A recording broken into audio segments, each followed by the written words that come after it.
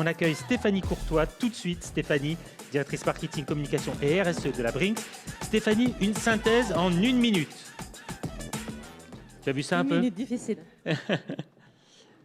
J'ai pris des milliards de notes, mais je vais vraiment le faire en 1 minute, puisque je suis sûre que vous avez des plaisirs gourmands et envie de profiter du cocktail.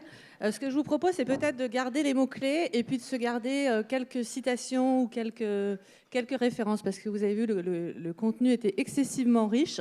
Donc, si on retient sur faire, moi j'ai surtout retenu l'intervention de Quentin et bien sûr de Pierre sur la valeur d'usage. Revenons sur des valeurs d'usage, un peu moins sur les valeurs seulement projetées ou imaginées, mais revenons sur cet élément important. On l'a évoqué avec TF1 et tous ses engagements sur la qualité de l'info, la gratuité. On l'a évoqué aussi avec la SNCF, écologique sans le vouloir, mais si écologique en le retravaillant. Donc ça, c'est le premier point important. Sur la partie balance, donc c'est le travail d'équilibre.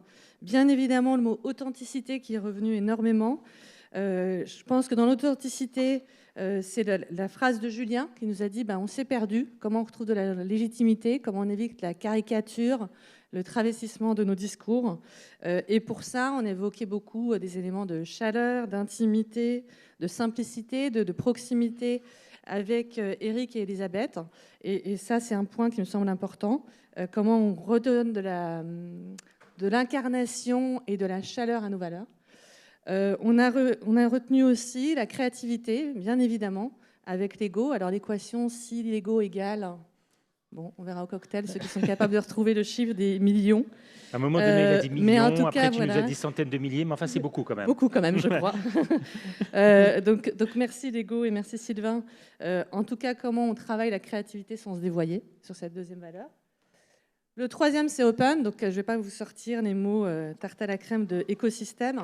On a bien sûr en tête tout ce qui est marque régénérative, qui sont des exemples de plus en plus nombreux.